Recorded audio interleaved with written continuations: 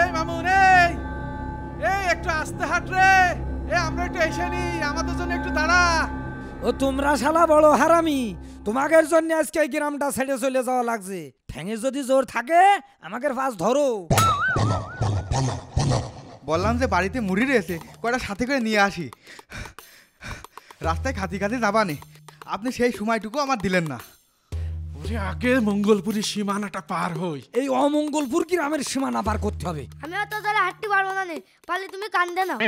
জানোয়ারের কথাটুক শুনেছো? ওরে বাস্তি চালি তাড়াতাড়ি বাঁচালা, তা নাহলে জীবনকের মতন কান্দে ওটা শখ মিটে যাবে না। ও ভাইস্তে, তোমার শাশি তো বিছনা ধরা, তার তো ফেলে রাখিয়েই চলে আসলাম। শেষ বয়সে তার কাছে অপরাধী হয়ে গেলাম না? চাচা, ও সারা জীবন মেয়ে লোকের জন্য কইরেও কোনো নাম হয় না। তোমার যদি বাঁচতে ইচ্ছা হয় তাহলে তাড়াতাড়ি আমাকে সাথে চলো। তোমার শাশি যাহাই হোক, আগে তো নিজে বাসি। দাদা দাদি যে তোমার কি জানি বুড়ো আর আমি কইতো, আজকে আমি বুঝতে পারিস।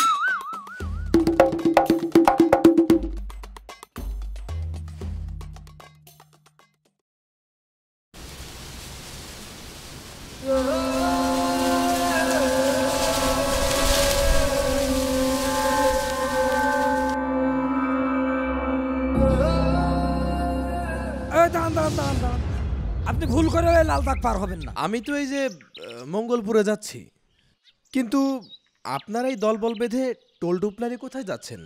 মঙ্গলপুর? মঙ্গলপুর এখন অমঙ্গলে ভরে গেছে। মঙ্গলপুর অমঙ্গলপুর হয়ে গেছে মানে?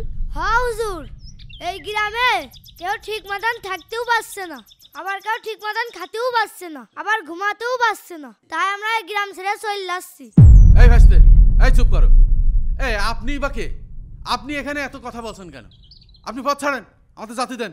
আর আপনি যদি বাঁচতে চান তাহলে আমাদের সাথে আসেন। আরে আরে দাঁড়ান, আমি তো আপনাদের মঙ্গলপুরেই যাচ্ছি। কি? আপনি মঙ্গলপুর যাচ্ছেন মানে? আপনার কি জীবনের কোনো মায়া নেই? আমরা সবাই এই গ্রাম ছেড়ে চলে যাচ্ছি। আপনি কি জানেন ওই গ্রামের রহস্য? হ্যাঁ, আমি সব জানি। আর আমি এটাও জানি কেন আপনারা গ্রাম ছেড়ে পালাচ্ছেন। আপনি সব কিছু জানা সত্ত্বেও ওই গ্রামে যেতে চাচ্ছেন? আপনি যাবেন, যান, আমাকে পথ ছাড়েন। আমরা আর ওই গ্রামে ফিরে যেতে চাচ্ছি না। এই জন্যই তো আমি আপনাদের গ্রামে যাচ্ছি, যাতে আপনারা শান্তিতে আগের মতো আবার এই গ্রামে বসবাস করতে পারেন। আপনার মাথা ঠিক আছে? আপনি জানেন ওই গ্রামে আমাদের সাথে কি কি ঘটেছে? আমরা ঘুমাতে পারছি না, আমরা খেতে পারছি না, আমরা ঠিক মতো কাজ করতে পারছি না, সব সময় যেন একটা আতঙ্কের মধ্যে থাকি। আর আপনি ওই গ্রামে আমাদের নিয়ে যেতে চাচ্ছেন?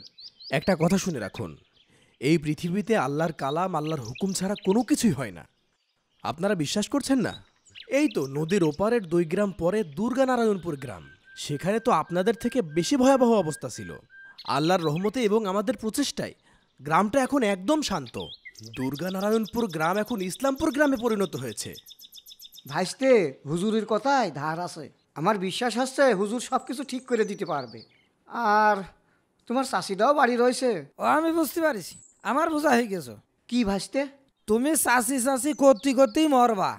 ধুর বাবু, এটা তুমি কোনো কথা বললে? তোমার চাষিই তো আমার সব। চলো ইমাম সাহেব, চলেন। হ্যাঁ হ্যাঁ, চলুন চলুন। ভাই, তাহলে কি করবেন? যাবেন? ভাবছি যাব কি যাব না। সে যা হয় দেখা যাবে না। ইমাম সাহেব তো আমাকে সাথেই আছে, চলেন। তোরা সবাই যখন বলছিস চল, সবাই যাই।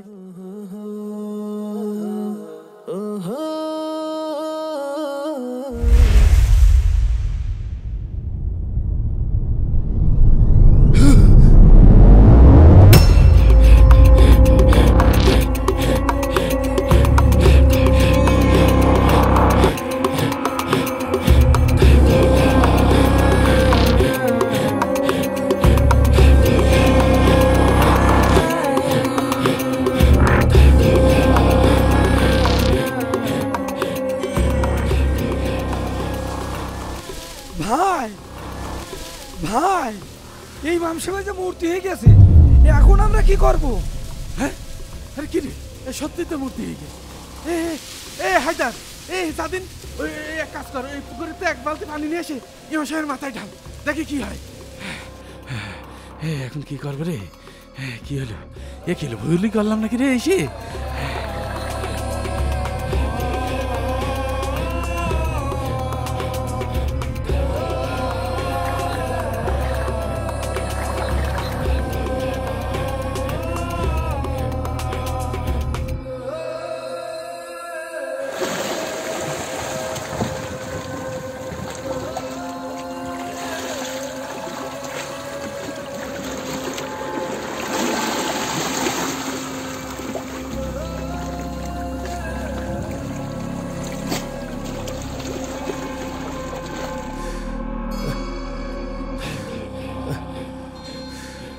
হঠাৎ আমার কি হলো?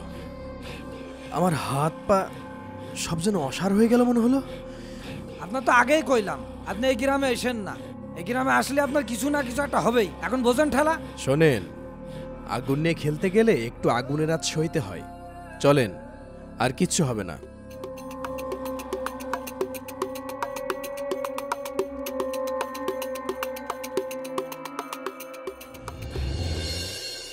জোহরের আজানের সময় হয়ে গেছে। যাই অজু করে এসে আজানটা দিই। একেবারে সৌদি আরবের মতো করে আজান দেব, যাতে সবাই ছুটে চলে আসে নামাজ পড়তে। আমরা তো নতুন ইমামের কথা বিশ্বাস করে আবার এই গ্রামে চলে আসলাম। কাজটা কি আবার ঠিক হইলো? আমিও ঠিক বুঝতে পারছি না। কথা হচ্ছে যে ইমাম সাহেব তো মসজিদই থাকবে, নামাজ পড়ার জন্য আবার আজান দেবে, কি তাই তো? হ্যাঁ, কিন্তু ওই আজানের শব্দে আমাদের সাথে যদি আবার ভৌতিক সমস্যা ঘটে তখন? এবার আর আমাদের সাথে কিছুই হবে না। কি কন? কিছুই হবে না?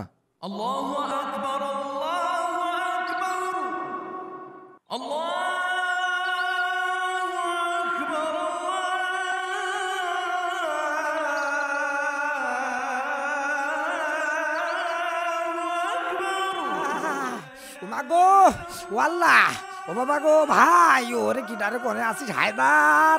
ও হায়দার, আমার কান গেল রে। আরে ও ভাই ভাই, ও ঠাকাবো রে, ও বাবা, ও কান গেল, মাথা গেল। ও মা, কান ফেটে গেল রে, ধুমো বেড়েছে কান দিয়ে। ও মাথা গেল।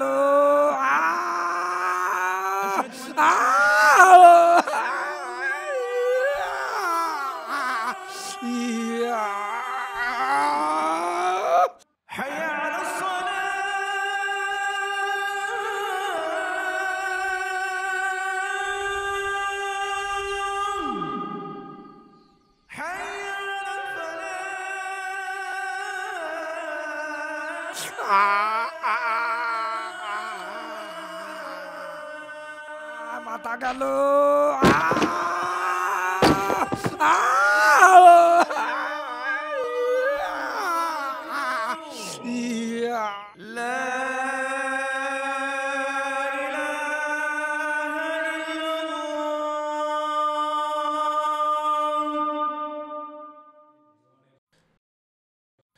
কি ব্যাপার?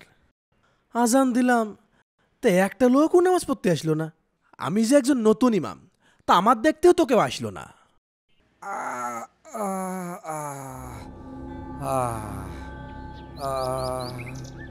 বাসলাম বাসলাম।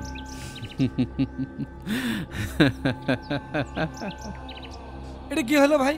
আপনি ওই ইমাম সাহেব থামাবেন না? কিন্তু ভাই, আপনাকে কিছু হলো না কা?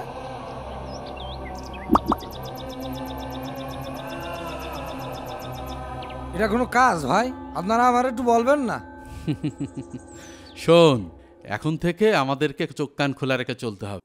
কেউ যদি চলে ডালে ডালে, তাহলে আমাদেরকে চলতে হবে পাতায় পাতায়।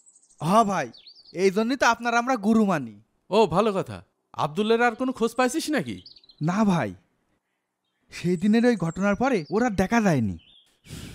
ওই নেমো খারামের যদি আমি একবার দেখা পাই, তাহলে ওর পাত তলে চটকে আমি মেরে ফেলে দেবো। ছোট ভাই, ছোট ভাই, তোমার পায়ে ধরি। ছোট ভাই, আমার মায়েরও না ছোট ভাই, আল্লাহ দোহাই লাগে, আমার মায়েরও না ছোট ভাই, আমাকে এবারের মতন ক্ষমা করে দাও। ক্ষমা? তোর মতো লোকের কোনো ক্ষমা নেই। এ কি ভাই, আমি মসজিদে আজান দিলাম, আপনারা কেউ নামাজ পড়তে আসলেন না, আবার ঠিকই এখানে বসে আড্ডা দিচ্ছেন। হ্যাঁ হুজুর, আপনি জানেন না আমরা কোনো নামাজ কালাম পড়ি না, তো আমরা মসজিদেও যাইনি। আপনারা মসজিদে যান না, নামাজ কালাম পড়েন না, এই জন্যই তো আমি আসলাম আপনাদের গ্রামে ইমামতি করতে। সে আপনি এসেছেন আপনার ইচ্ছায়, তবে আমাদের ওই আগের ইমাম টাকা পয়সার লোভ দেখিয়ে 30 দিন নামাজ রোজা করাইলো, পরে সে টাকা পয়সা না দিয়ে পালিয়ে গেল। আমরা বাপু ওই নামাজ রোজার মধ্যে আর নেই। আমার আগেও এ গ্রামে একজন ইমাম এসেছিল, সে আবার আপনাদের মসজিদেও নিয়ে গিয়েছিল। কেন আপনি জানেন না? আপনি না বলেন যে আমি সব জানি। আমি তো জানি আপনারা এই গ্রামে কেউ নামাজ রোজা করেন না, আপনাদের গ্রামে একটু জিনভূতের উপদ্রব বেশি। তাই তো আমি আপনাদের গ্রামে আসলাম আপনাদের মাঝে দিনের দাওয়াত দিতে। তোর কপাল হাসরই কি আনোয়ার ভাই, খুব তো করলেন, চোখ কান খোলা রেখে পাতায় পাতায় চলতে হবে। তা এই ইমাম সাহেব তো আমাকে সে ফাঁদে ফেলাই দিল। ও আমার বোঝা হয়ে গিয়েছে, আমি সব বুঝে ফেলেছি। আমাকে বাঁচার আর কোনো উপায় নেই। ভাবিছিলাম এই ইমাম আমাকে বাঁচাবে, কিন্তু ও আমাকে একটা ফাপড় মেরে ঠিকই ঘুরিয়ে নিয়ে আসলো, কিন্তু ও কিছুই জানে না।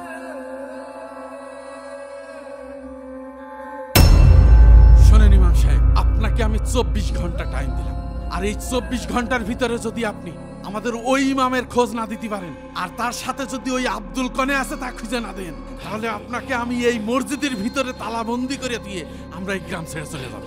আপনি কত বড় আল্লাহওয়ালা হয়েছেন তাও দেখে ছাড়বান। এ হায়দার, এই হুজুরের দিকে খেয়াল রাখ, আগেরটার মতন জানো এইটাও পলিয়ে না যেতে পারে। ঠিক আছে ভাই, আপনি কোনো চিন্তাই করেন না, আমি দেখছি। আল্লাহ গো, তুমি আমারে কোন বিপদে ফেললে? আমি এখন কিভাবে উদ্ধার হব? হে আল্লাহ, তুমি আমাকে কোন বিপদে ফেললে? আল্লাহ আল্লাহ, আমি কিভাবে এই মসজিদের সাবেক ইমামকে খুঁজে বের করবো? আল্লাহ আল্লাহ, অতীতে ঘটে যাওয়া ঘটনার রহস্য আমি কিভাবে বের করবো? আল্লাহ আল্লাহ, তোমার তৌহিদের ওসিলায় তুমি আমাকে সাহায্য করো। আল্লাহ, তুমি আমাকে সাহায্য করো। আসসালামু আলাইকুম। এ কি? কে আপনি? ভয় পাবেন না, আমি এই মসজিদের সাবেক ইমাম।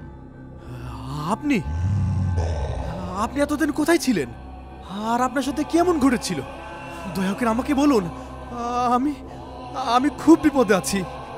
আপনি জানতে চান আমার সাথে কি হয়েছিল? তাহলে আমার হাতে হাত রেখে চোখ বন্ধ করুন। ইমাম সাহেবের গায়ে যেন কেউ হাত না দেয়, তাহলে কিন্তু আপনার গলা একদম লাফাই দিবানে। গলায় পোষ লেগে যেতে পারে। না না না, আরে এই সব দূরে যা, সর ইমাম সাহেবের কাছে সর, আরো দূরে যা, ওই ফাঁকা মাঠের মধ্যে যা সরেক, যা ফাঁকা মাঠের মধ্যে যা।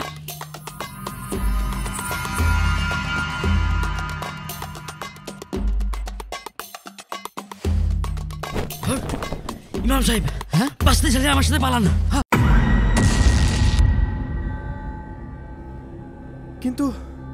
কিন্তু আমি এই ঘটনা গ্রামের লোকদেরকে বিশ্বাস করাবো কিভাবে?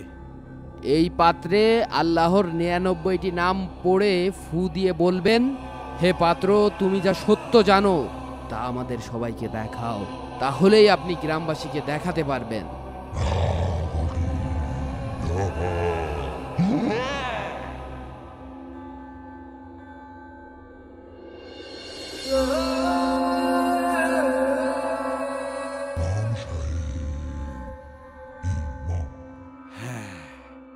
এইবার মনে পড়েছে, ওই আব্দুল একা একা পলায়নি, ও ইমাম সাহেবের সাথে নিয়েই পলিয়েছে। আমি তো আপনাদের সবকিছু দেখালাম, এবার আপনারা মসজিদে নামাজ পড়তে যাবেন তো? তার আগে বলেন, ওই আব্দুলের আমরা কোথায় পাবো? ওকে একবার হাতে পেলেই সব রহস্য বেরিয়ে আসবে। এই জাদুর ঘড়ি থেকে যতদূর বুঝতে পারলাম, আজ রাতেই ও বাড়িতে আসবে ওর মালামালগুলো নিতে, আর তখনই আমরা ওকে হাতে নাতে ধরব। এখনো সময় আছে, তুই ভালোই ভালো স্বীকার কর, ওই দিন মসজিদের ভিতরে ইমাম সাহেবের সাথে কি হয়েছিল। ভাই সত্যি কথা, আল্লাহর কসম ভাই, আমি কিচ্ছু জানি না ভাই। আপনারাও যেখানে ছিলেন আমিও সেখানে ছিলাম ভাই, আপনারাও যা দেখেছেন আমিও তাই দেখেছি ভাই। বিশ্বাস করেন আমার কথা। না, তুই আমাদের আগে মসজিদে ঢুকেই ইমাম সাহেব বলে চিৎকার করলি, ইমাম সাহেব! আমরা গিয়ে দেখলাম গফুর চাচার লাশ। তার আগে কি হয়েছে তাই বল। ইমাম সাহেব, ইমাম সাহেব, ইমাম সাহেব! আব্দুল ভাই, আপনি গোবর চাচাকে বাঁচান। কিরে শাহেদ, তুই গফুর চাচার গলায় ছুরি ধরেছিস কে? নামা ছুরি নামা। ভাই এই ছেলে আপনাদের ভাগের সব টাকা চুরি করতে চাইছিল, গফুর চাচা তাকে বাধা দিয়েছে। ভাই আমি দেখেছি হুজুরের ব্যাগে 10 লাখ টাকা আছে, তার 5 লাখই আপনার। এই তুই কি ভাবিছিস সামান্য এই কয়টা টাকার জন্য আমি আমার ইমান বিক্রি করে দেবো না? তুই গফুর চাচাকে ছেড়ে দে বলছি, তা না হলে তোর ফল কিন্তু একদম ভালো হবে না। ছাড়। ইমান বাঁচাতে গেলে পাবেন 1 লাখ টাকা। ভাই আপনি যদি আমার সাথে থাকেন আপনার আমি 5 লাখ, না যান 8 লাখ টাকায় আপনার, যান। হ্যাঁ কি বলিস? 8 লাখ? 8 লাখে আমার? হ্যাঁ ভাই 8 লাখ টাকায় আপনার। আরে ভাই আপনারা কি শুরু করলেন? আমার টাকা আমি কাকে দেব কি দেব না সেটা আমার বিষয়, আপনারা ভাগাভাগি করার কে? এই দেখেন আমি কিন্তু গ্রামবাসীকে সব কথা বলে দেবো, আপনাদের দুইজনের সব কথা বলে দেবো কিন্তু। কি সব বলে দেবেন? হ্যাঁ আমি সব বলে দেবো, সব বলে দেবো কিন্তু। হ্যাঁ এখনো সময় আছে, আপনারা কিন্তু গফুর চাচাকে ছেড়ে দেন। ঠিক আছে ছেড়ে দিলাম। খুন খুন খুন খুন! ইমাম সাহেব এ আপনি কি করলেন? গফুর চাচাকে মেরে ফেললেন? আব্দুল ভাই, আব্দুল ভাই গ্রামবাসীকে খবর দাও, ইমাম সাহেব গফুর চাচাকে মেরে ফেলেছে। আরে আরে সহজ সরল মানুষটারে ইমাম সাহেব এইভাবে মেরে ফেললো। আব্দুল ভাই যাও খবর দাও গ্রামবাসী। আব্দুল ভাই যাও গ্রামবাসীকে খবর দাও। ইমাম সাহেব টাকা না দিয়ে পালিয়ে যাওয়ার সময় গফুর চাচা বাধা দিলে ইমাম সাহেব তাকে নির্মমভাবে হত্যা করে। যাও।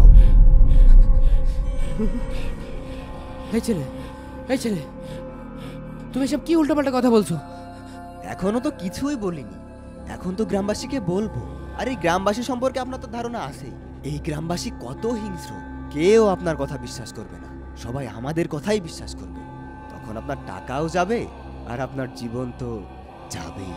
আমার তো এখান থেকে বাঁচতে হবে। তালি হুজুর কোন আপনি এখন কোনডে যান? টাকাটা দিয়েই দিই। নেন ভাই, আমি খুনি হয়ে গেলাম। চলেন চলেন চলেন। ইমাম সাহেব! না না, একথা কোনোভাবেই বলা যাবে না। একথা বললে তো আমি ভেসে যাব, আর তখন তো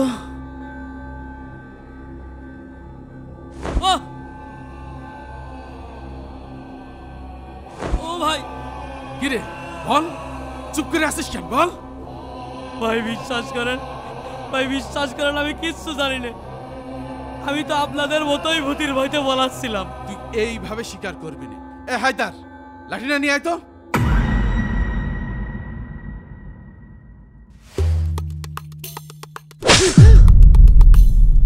কিরে তুই কি ভাবিলি তোর আর আমি খুঁজে পাবো না? না শালা, 2টা মাস আমি তোর কুত্তার মতো খুঁজে বেড়াইছি। শালা তোর আজকে পাইছি, এখন তুই কোনে পালাবি? হ্যাঁ ভাই ভাই আমার কথাটা শোনেন। কোনো কথা নেই, তুই আগে আমার ভাগের টাকাটা দে। ভাই ভাই বিশ্বাস করেন ভাই, আমি নিজেই তো কোনো টাকা পাইনি।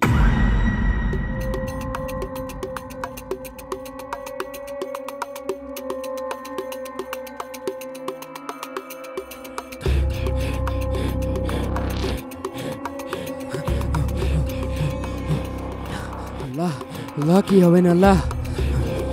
এই তাড়াতাড়ি চলো চলো, এই এলাকা থেকে পালাই। গ্রামবাসী দেখতে পারলে অবস্থা খারাপ করে ফেলবে। চলো।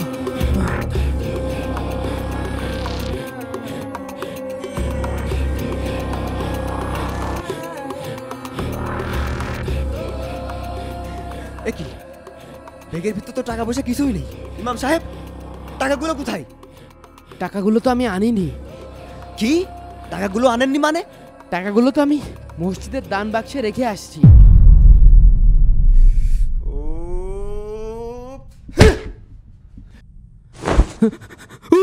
চাকু চাকু চাকু!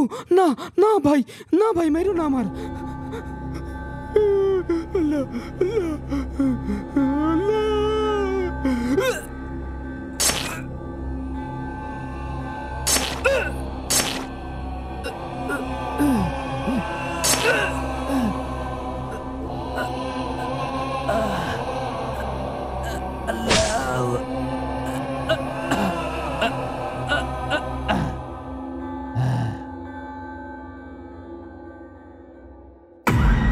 এই তুই আমার কি ভাবিছিস? আমি কি ভূতাই? এই তোর কি আমার ভূতাই মনে হয়? তোর তো ওই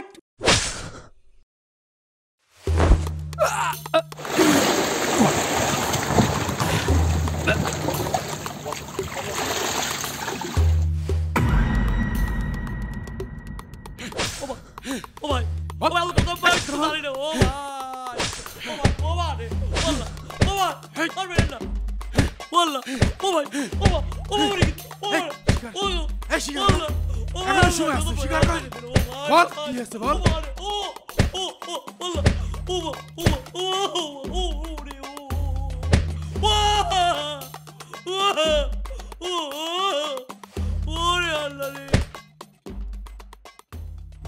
থামেন, ওনাকে মারবেন না। ভাই ভাই ভাই আমি কিছু জানি না ভাই। ও ভাই আপনারা আমার ধরে নিয়ে আসেন কে?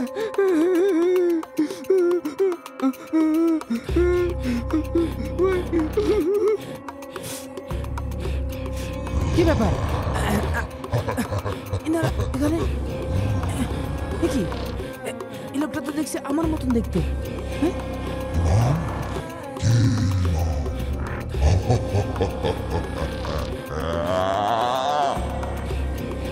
কিছু প্রশ্ন রয়েই গেল, যার উত্তর পাবেন লালসা 4-এ।